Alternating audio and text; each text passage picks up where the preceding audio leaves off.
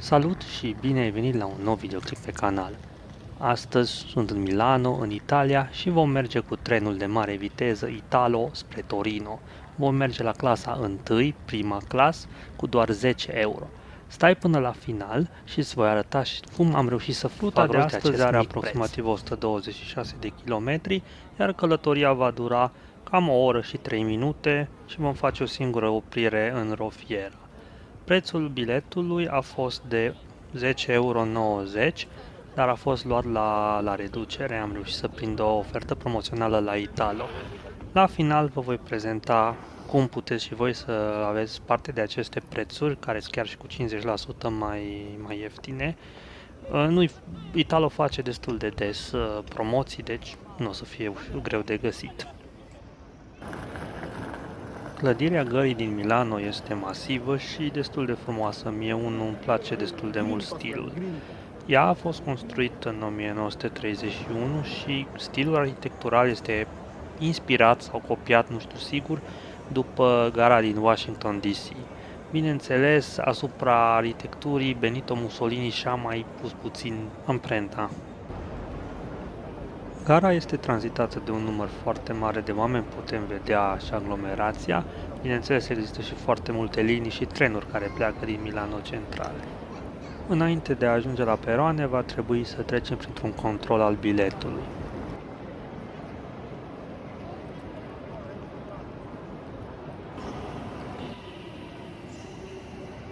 Și acesta este trenul pe care îl voi lua astăzi. El sosește tocmai de la Napoli. Trenul se numește AGV și este construit de către francezii de la Alstom. El este făcut să atingă viteze de până la 360 de km la oră, dar astăzi vom prinde viteza maximă de 300 de km la oră. Trenul are 4 clase, este diferit de un tren standard, cum suntem noi obișnuiți cu clasa 1 și clasa a doua. Are clasa Smart, echivalentul clasei a doua, clasa prima, cu care voi călători eu astăzi, echivalent Business Class sau clasa 1 la trenuri, și mai are și clasa Club, un fel de clasa 1 mai premium. Și acum, hai să intru în interior, să vedem cum este. Cam așa arată la interior, clasa 1, clasa prima. Sunt scaunele sunt foarte confortabile, chiar îmi place. Informat 2+1, unele scaune sunt față în față, cum vedem și în față, cumva în stânga, că există și o bancă, sau tip avion, cum e și scaunul în care mă aflu eu. Mie îmi place foarte mult locul, am loc de suficient la picioare, priză, funcțională, chiar și pentru picioarele mele lungi există loc suficient.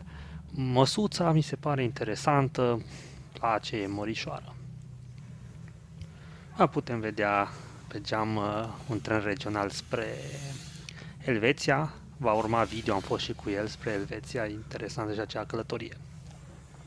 Dar să revenim la cabina noastră, efectiv cred că are de toate. Spațiu, conectivitate pentru Wi-Fi, scaunul se lasă în spate, se rabatează, măsuță, scaunele sunt confortabile și destul de mari. Foarte bine, zic că merită prețul, chiar și prețul normal e undeva la vreo 20 de euro. Super!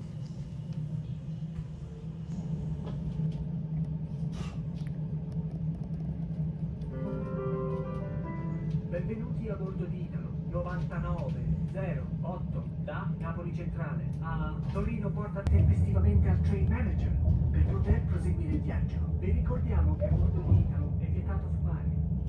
Il divieto vale anche per le sigarette elettroniche.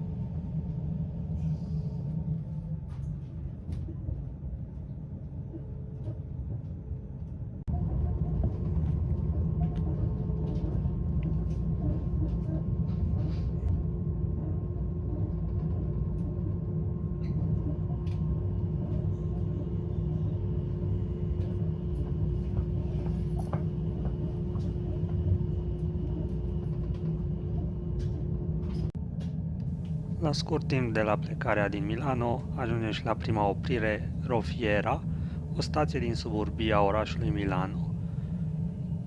De aici încolo vom merge fără oprire până la Torino.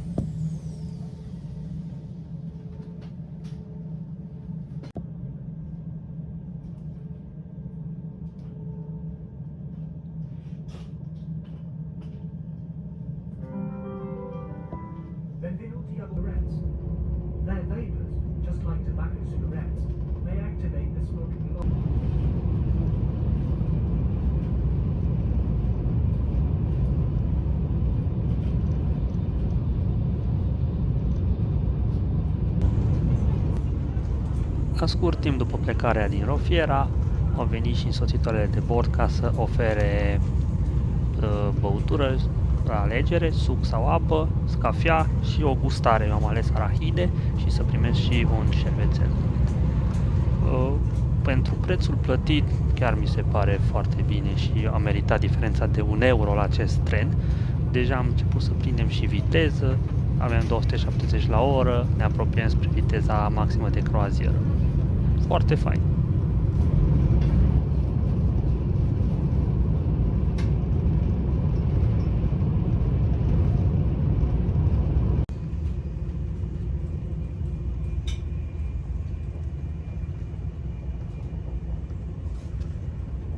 Și a venit momentul să mergem la baie să vedem cum se prezintă baia. Băile se află în capătul vagonului.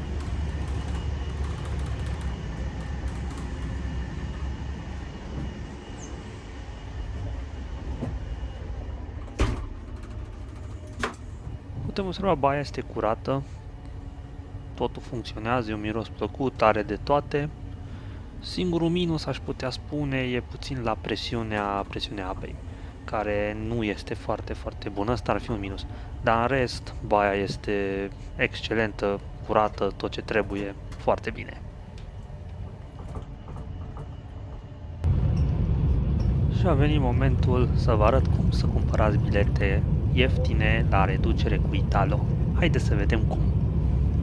Bun. Și acum haideți să vedem cum putem să cumpărăm bilete la Italo având reducere. Reducerile de obicei sunt cam săptămânale din ce am observat eu în ultimele luni. Săptămânal vin cu câte un cod de reducere. Codul, sunt două opțiuni prin care putem ști de cod. În primul, dacă am avea cont, care se face prin aici login și register dacă nu avem cont, de obicei cine are cont primește e-mail, cum am primit și eu astăzi, uitați aici, codul canzone, reducere 40%, începând din 7/a doua se pot face călătoriile. Bun, așa, sau ceva de genul ăsta, cred, nu știu. Ok. Și codul canzone. Sau, dacă nu aveți cont, putem să îi urmăriți și pe Instagram și aici are, îi postează și se vede că astăzi a fost ultima postare cu codul canzone. A mai fost una acum o săptămână, deci vin destul de constant. Bun, să revenim, intrăm înapoi la site-ul Italo Treno, punem codul canzone. Hai să selectăm de probă să vă arăt și diferențe de preț. Putem pune chiar Milano-Torino, cum este aceasta ce am făcut astăzi traseul. O alegem și o dată, spunem mai la întâmplare una mai îndepărtată puțin, 24, un pasager, dăm search, căutare. Așa, și aici vedem toate opțiunile și observăm că sunt cam trenuri aproape din oră în oră, din Milano centrale spre Torino. Biletele încep de la 7,40 euro. Hai să luăm nu chiar cel mai ieftin, dar puteți să căutați cel mai ieftin. Să avem un tren. Bun. Și dacă vă aduceți aminte, am spus cum sunt și clasele. Smart, Prima, Club Executiv și Salotto. Reducerile sunt doar la Smart. Deci acestea sunt clasele. Și aici sunt tipurile de bilet pentru fiecare clasă. Adică Flex poate să fie bilet Flex Smart sau Flex la Club Executiv. Iar fiecare categorie de bilet are anumite beneficii. De obicei, cele mai ieftine, care sunt și cu reducere în cazul de față, singurul beneficiu e că îți dă biletul. Nu se poate schimba, nu se poate modifica ora sau da bani înapoi. Ok. Și după cum putem observa, la Smart este 8,90 euro. Am fost cu Smart. Pun aici link să vedeți cum e și o călătorie cu Smart. Și cu ce am fost acum Prima este 13,50 euro față de 21,90. Eu zic că ești mai ieftin decât cu Trenitalia și ar fi păcat să nu profitați de chestia asta cu codurile. Sper că v-a fost de ajutor și că vă place tipul ăsta de video, tot un fel de mini-tutorial. Dacă sunt întrebări, vă rog să puneți în comentarii. Dacă vă place ideea sau nu vă place ideea asta să prezint și de bilete, iar să-mi spuneți. Și acum să ne întoarcem la video, să continuăm și să terminăm călătoria spre Torino. Și Și trenul se apropie de destinație, de Torino, suntem în suburbiile orașului. Și este momentul pentru concluzie. Înainte, aș dori să te invit să dai un subscribe canalului dacă îți place contentul făcut de mine, pentru că vor mai urma și alte videoclipuri la fel de interesante. Și acum concluzia. Sincer, eu cred că Italo este chiar un serviciu bun, un tren bun, în comparație cu Trenitalia, are un preț mai mic și confortul nu este mult mai slab. Clasa a doua, Smart, poți să vezi link, pun aici sus să vezi că am mers și cu ea și am făcut review, este mai slabă decât clasa a doua de la Trenitalia, dar este mai ieftină. Dar câteodată, cu oferte, cum am prezentat mai înainte, poți să găsești la clasa prima un preț foarte bun, mai mic decât la Trenitalia și atunci eu cred că merită. Oricum, din punctul meu de vedere, dacă e doar o diferență de 3-4 euro, cred că merită diferența dintre clasa Smart de la Italo și clasa 1. Concluzia mea e un produs bun, rapid și destul de ieftin.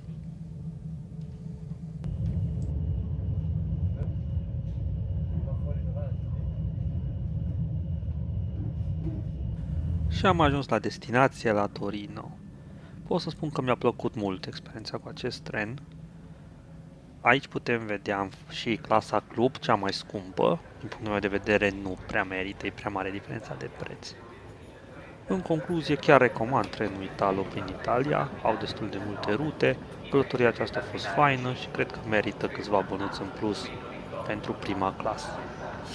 Vă mulțumesc că v-ați uitat la mine, vă salut, la următorul video ne vedem din nou. Ciao!